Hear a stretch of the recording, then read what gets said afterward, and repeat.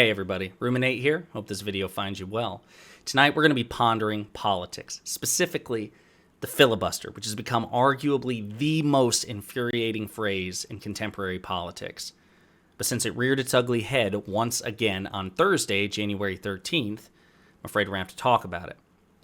You see, the Democratic majority in the House of Representatives successfully passed a bill that combined the Freedom to Vote Act with the John Lewis Voting Rights Amendment.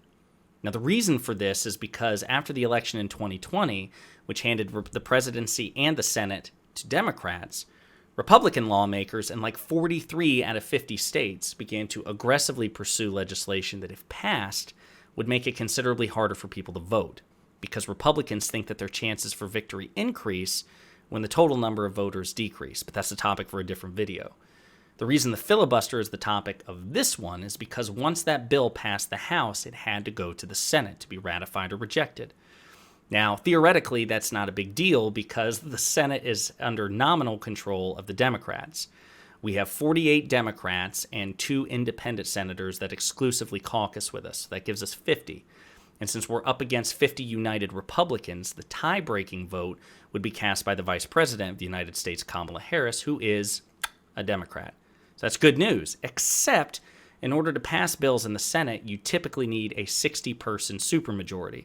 So we would need to get 10 Republicans to vote with us, and good luck on getting that to happen on any damn bill, let alone voting rights enhancement, which would increase the likelihood and the opportunity for people to vote.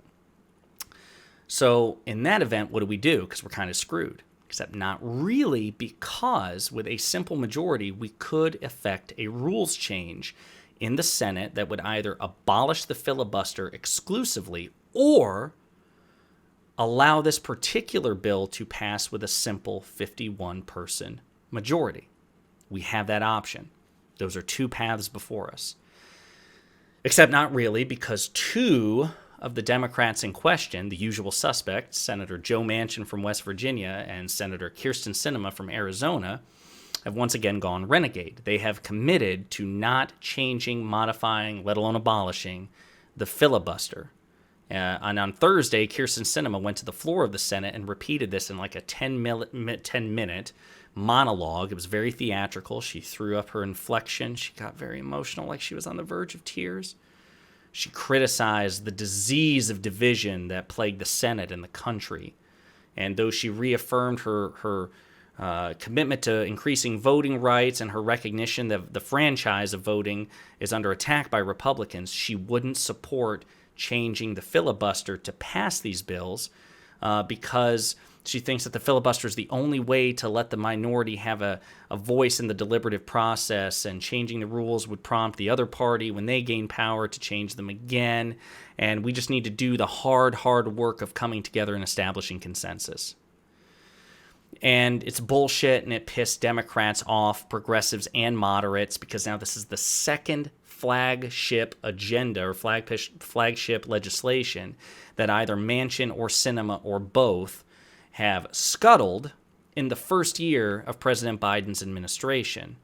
So everybody's pissed on the left. And I want to say on the subject of Kyrsten Sinema, she definitely wants you to think that her views of the filibuster are static and unyielding and are, etched in stone tablets.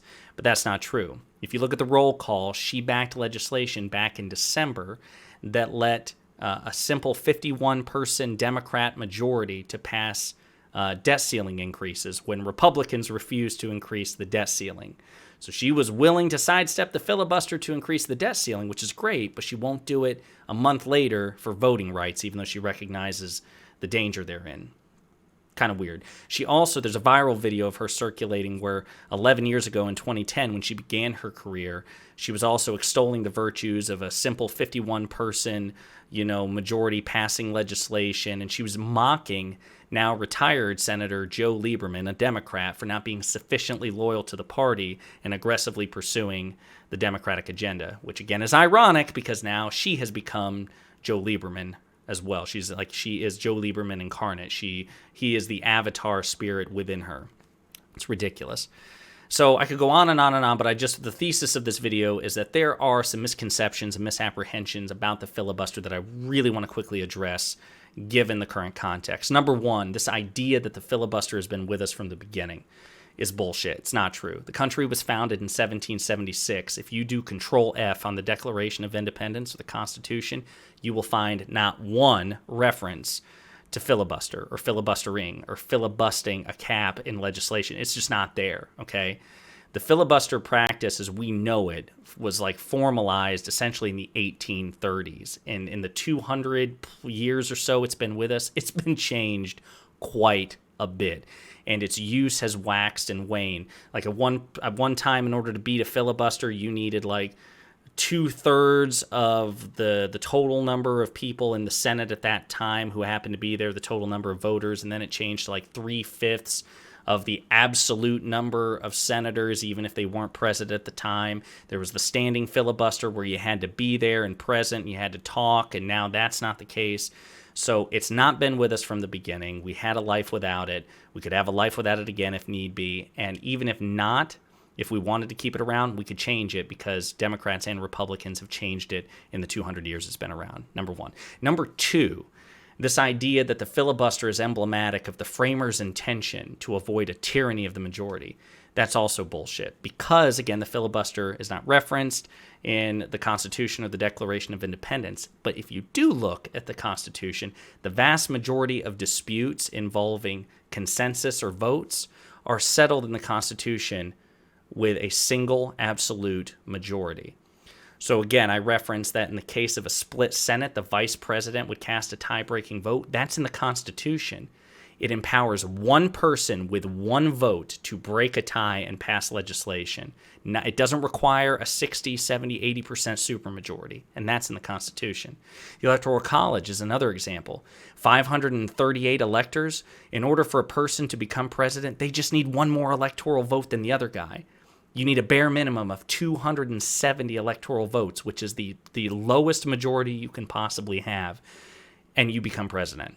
It doesn't require a filibuster-proof supermajority. So that claim is bullshit. Number three, this idea that if we do anything to the filibuster, it's just going to motivate Republicans to also break precedent and tradition and retaliate. That's bullshit. Republicans don't need a reason, an excuse, or any sort of rationale to retaliate. They can be proactively petty, and they proactively pursue tactics all the time to benefit the pursuit of their agenda, okay? They don't, there's no law, there's no parliamentary requirement, there's no constitutional precedent that requires the Republicans to wait until Democrats do a thing for Republicans to then do that thing. This isn't a turn-based RPG where we have a weapon and the only way that the other player can use that weapon is if we use it first. And if we don't use it first, then they can't use it at all. That's just not true. Anytime the Republican Party gains the majority again, they can do whatever the hell they want. They don't have to wait for us to do it first. If in 2020, if in November of this year we lose and Republicans take the majority, if they decide that it benefits them electorally or politically to abolish the filibuster outright or to change the rules on it, they'll do it anyway. It's not like Mitch McConnell will go, well, my Democratic colleagues didn't use the filibuster or abolish the filibuster when they had power, so I won't do it because I'm just a Boy Scout. That's not how it works. He absolutely would and would have the support of the Republicans to do whatever is necessary. And we actually have precedent for that. Republicans, look at the Supreme Court. They invented their own precedent, this idea that you don't have hearings and don't pass nominees of a president during an election year. He and Mitch McConnell and the Republican Party invented that precedent when President Obama was in office. And then they broke that precedent in the last year of President Trump's term and rammed through the confirmation of Amy Coney Barrett. So they will make precedents and break those precedents, and Democrats just have to sit there getting whiplash. So that argument is bullshit. And then the fourth thing is the idea of the filibuster at all. Look, there are a lot of progressives, there are a lot of liberals, there are a lot of Democrats who think that the filibuster is inherently evil. and that it's bad and it needs to go. I don't subscribe to that view. The filibuster is a tool, okay? Tools have utility, tools have purpose. It depends on what they're being used for and who is wielding them. Democrats have effectively used the filibuster in the past to prevent Republican overreach. We used it to prevent President Trump from building a wasteful wall. We used it for him to modify the CARES Act during the start of COVID in order to get additional concessions. And that's good because we use it responsibly. The problem is, like any tool, it can be abused in frequency and in purpose. So consider a hammer. We have a hammer, and it's okay to have a hammer in a toolkit as long as you're using it to pound a nail into wood. But if you have somebody who's working on the construction site as you, and they want to take that hammer and crack somebody's skull with it, then it becomes a problem. And I'm fine with keeping the filibuster around if the Republican Party could be incentivized to use it responsibly and less frequently, but there's no reason to believe that that's the case. So if we can't keep the hammer in our toolkit and out of theirs, and they're wrestling us for it, and they're determined to use it against us, if we can't avoid that risk, then I'm fine with chucking that sumbitch in a pond. So that's my thoughts on the filibuster. Please don't let people bullshit you on it, and find a way to yell and admonish at Kyrsten Sinema and Joe Manchin as early as you can. Call them, email them, tell them that the filibuster needs to be modified or abolished so we can pass legislation and win the 2022 midterms and the 2024 presidential elections, and so on and so forth. That's where I stand on the issue. I hope that's where you stand on the issue as well. This is Ruminate, out.